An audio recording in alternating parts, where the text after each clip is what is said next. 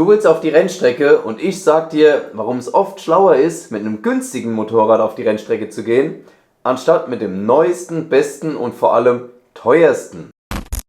Sportmotorräder haben sich in den letzten 30 Jahren extrem weiterentwickelt, weil jeder Hersteller ständig daran arbeitet, die Leistung zu verbessern oder neue, fortschrittliche Technologien und Elektronik einzubauen. Die aktuellsten Modelle haben mittlerweile Leistung, dass sie bei der World Superbike mitfahren könnten, was allerdings auch Schattenseiten mit sich bringt. Wie zum Beispiel ein extrem hoher Preis von 30, 40 oder sogar 50.000 Euro, was sich nur noch die wenigsten leisten können.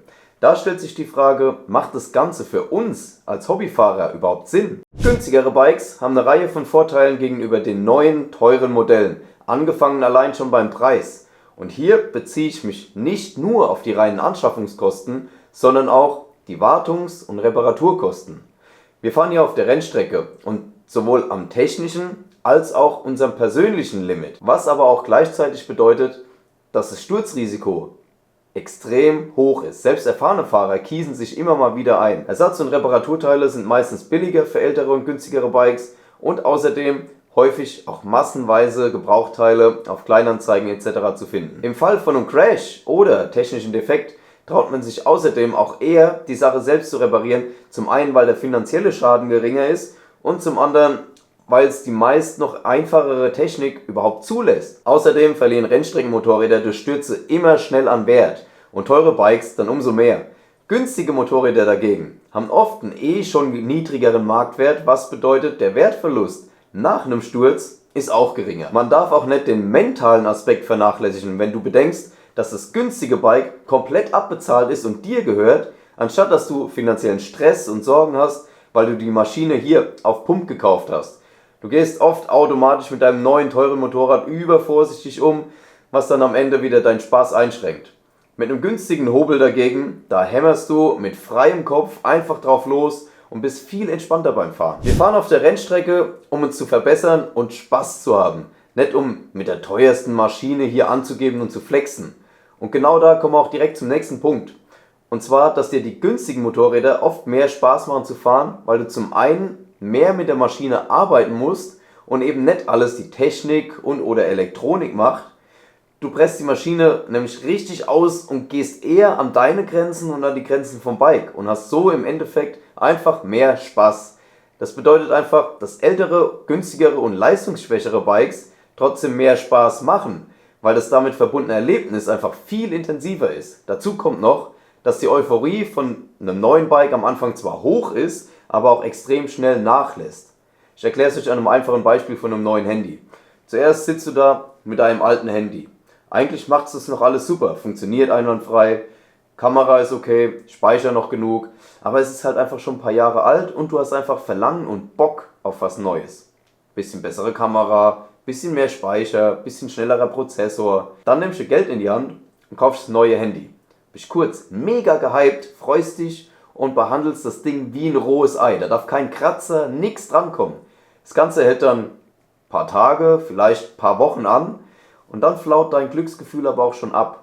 Du schmeißt das Handy dann ohne große Beachtung so aufs Bett oder auf die Couch. Hast dich selber wieder erkannt. Genauso geht es auch bei neuen Bikes. Oder allgemein so gut wie bei allen Konsumgütern. Neue, teure Motorräder machen dich als Fahrer obendrauf nicht automatisch zum Profi. Vor allem beim Thema Rennstrecke. Ganz im Gegenteil. Du profitierst sogar eher davon, mit einem günstigen, leistungsschwächeren Motorrad anzufangen, weil die leichter zu handeln sind und mit denen du kontrolliert üben und deine Fähigkeiten verbessern kannst. Dazu kommt, dass du das Geld, was du bei einem günstigen Motorrad sparst, unbedingt in viel mehr Zeit auf der Strecke in Form von Renntrainings investieren kannst und sollst. Und das ist genau das, was dich am Ende schneller und sicherer fahren lässt. Nicht das neue Bike, wo du vielleicht nur 1, 2 Renntrainings im Jahr mitmachst. Mit weniger Angst um das teure Bike fährt man entspannter und kann sich besser auf die Fahrtechnik konzentrieren. Man ist eher bereit, neue Fahrtechniken zu testen und auszuprobieren, wie zum Beispiel späteres Bremsen oder aus der Kurve raus härter ans Gas zu gehen und so weiter. Ich habe auch schon so viele Fahrer auf Rennstrecken getroffen, die gesagt haben, dass sie mit einem günstigen Motorrad ihre Rundenzeiten schneller verbessern, weil der Fokus stärker auf dem Fahrstil liegt als auf dem Schutz vom Material. Ich gehe mal noch auf mich persönlich ein. Du Du weißt, aktuell fahre ich eine Yamaha R1 und auch hier weißt du, dass es zwar kein neues, aber trotzdem ein relativ teures Motorrad ist auf dem Gebrauchtmarkt. Also wie passt das jetzt zu dem, was ich dir hier erzählt habe? Ich habe damals auch angefangen mit einer günstigen Suzuki GSX-R 57 K4 für 2000 Euro und habe damit einen riesen Spaß gehabt. Das ist ein super Motorrad gewesen, zuverlässig, günstig zu reparieren nach dem Sturz und ich konnte vor allem immer mit freiem Kopf fahren. Trotzdem kam auch bei mir irgendwann der Punkt, dass ich was Neues wollte, mit mehr Leistung, mit Elektronik und so weiter und so weiter. Du kennst es ja. Also habe ich meine GSX-R verkauft und mir eine Aprilia RSV 4 geholt für 8000 Euro. An sich ein mega geiles Moped gewesen. Aber wirklich schneller war ich am Anfang damit absolut nicht. Ich konnte nämlich nicht direkt mit freiem Kopf fahren. Ich wusste die Leistung und die Elektronik noch nicht richtig zu nutzen und einzusetzen. Und mein persönliches Können hat sich mit der neuen Maschine auch noch nicht verbessert.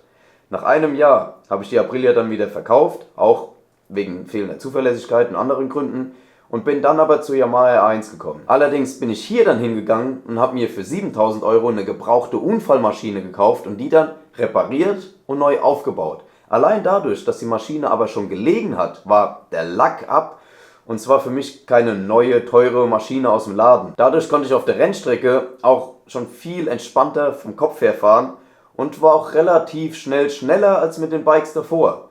Dazu kam auch noch der erste Crash, bei dem ich die Maschine komplett zerballert habe. Und spätestens jetzt war die R1 für mich ein absoluter Gebrauchsgegenstand, wo ich mit freiem Kopf richtig nutzen kann und auch ans Limit gehen kann. Dazu hat sich die persönliche Bindung zu der Maschine auch noch so erhöht durch die regelmäßig selbst durchgeführten Reparaturen, die Wartung, allgemein die Schraubereien. Ich kenne an dem Ding jede einzelne Schraube blind. Außerdem habe ich danach jeden Cent, der übrig war, in Trackdays gesteckt, um mich selbst regelmäßig zu verbessern und weiterzuentwickeln. Und das war letztendlich das, was mich auch in kürzester Zeit auf jeder Rennstrecke wesentlich schneller gemacht hat. Und dazu auch sicherer. Du siehst also, das Wichtigste ist, dass du Spaß beim Hobby-Rennsport hast. Und der Spaß kommt natürlich hier, beim Fahren. Und nicht dadurch, dass du ein tolles, neues, teures Bike mit extrem viel Leistung und Elektronik hast, was dann aber nur rumsteht oder nicht artgerecht bewegt wird, weil du so extrem gehemmt bist. Günstige Motorräder bieten zum Teil mehr Fahrspaß, geringere Kosten und weniger Stress. Also hol dir lieber ein bezahlbares Bike und hab Spaß auf der Rennstrecke. Wenn dir das Video hier gefallen hat, dann lass jetzt ein Like da, abonniere den Kanal und schreib unten in die Kommentare, mit welchem Bike du auf der Rennstrecke fährst. Außerdem findest du hier oben meine Top-Kaufempfehlungen für günstige Rennstreckenbikes um und unter 3000 Euro.